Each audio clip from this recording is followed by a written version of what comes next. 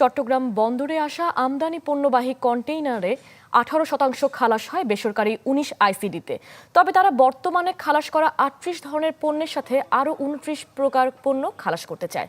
তাই রাজস্ব সুরক্ষা আর অবকাঠামো বিবেচনায় অতি সম্প্রতি আরও 12 ধরনের পণ্য খালাসের অনুমতি দিয়েছে এনবিআর।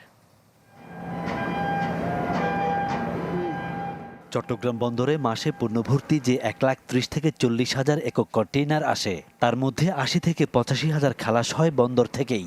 বাকি কন্টেইনারের মধ্যে 4-5 হাজার কমলাপুর আইসিডিতে যায় ট্রেনে। সড়ক পথে সরাসরি আমদানিকারকের কাছে যায় 20-25 হাজার। অবশিষ্ট 20-25 হাজার খালাস হয় চট্টগ্রামে বেসরকারি 19 আইসিডি থেকে।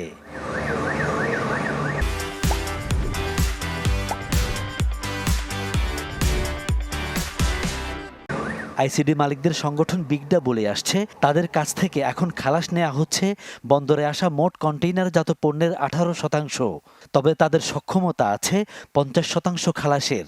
ফলে গেল ফেব্রুয়ারিতে বর্তমানে খালাস দেয়া 38 ধরনের পণ্যের সাথে আরও 29 ধরনের পণ্য খালাসের অনুমতি চায় তারা, যা থেকে সম্প্রতি 12 ধরনের পণ্য ছাড়ের অনুমতি দেয় এনবিআর। প্রাথমিক বিচারে চট্টগ্রাম বন্দর থেকে ডিপোগুলোতে আমদানি পণ্য ডেলিভারির খরচ কিছুটা বেশি, কিন্তু আমাদের বক্তব্য হলো যখন চট্টগ্রাম বন্দরের সকল আমদানি পণ্য বেসরকারি অবডকগুলো থেকে ডেলিভারি নেওয়া হবে, তখন চট্টগ্রাম বন্দরের গতিশীলতা উল্লেখযোগ্যভাবে বৃদ্ধি পাবে, জাহাজের টার্নারাউন্ড টাইম উল্লেখযোগ্যভাবে হ্রাস পাবে এবং এই উভয় ক্ষেত্রেই পণ্যের যে ফ্রেট, সেই ফ্রেটটা উল্লেখযোগ্যভাবে কমে যাবে। আমদানি পণ্য খালাস নিতে দিনে কম বেশি 3,000 গাড়ি ঢোকে বন্দরে। কন্টেইনার খুলে পণ্য খালাসেও ব্যবহার হয় জায়গা। ফলে মাসে 80-85 হাজার কন্টেইনার বন্দর কর্তৃপক্ষের মাথা ব্যথা। তবে রাজস্ব সুরক্ষা আর ব্যয় এবং সময় নিয়েও ভাবনা আছে কাস্টমস ও আইসিডি ব্যবহারকারীদের। আমরা চাই যে অন্যান্য যে কার্গোগুলোর ভলিউম বেশি, সেগুলো যেন ডিপো থেকে নেয়ার অনুমতি দেওয়া হয়, তাহলে আমাদের বন্দরের অভ্যন্তরে স্পেসটা বাড়বে।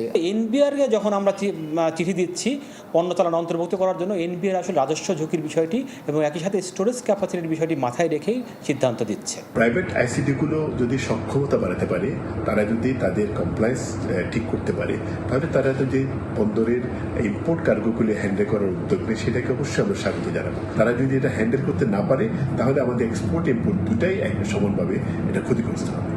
মোট রপ্তানির 93% পণ্য কন্টেইনার জাত হয় আইসিডিগুলোতে। বাড়ছে আমদানির কাজও, তাই সক্ষমতা বাড়াতে সর্বোচ্চ মনোযোগ দেওয়ার তাগিদ ব্যবহারকারীদের। ফখরুল ইসলাম, চ্যানেল 24, চট্টগ্রাম।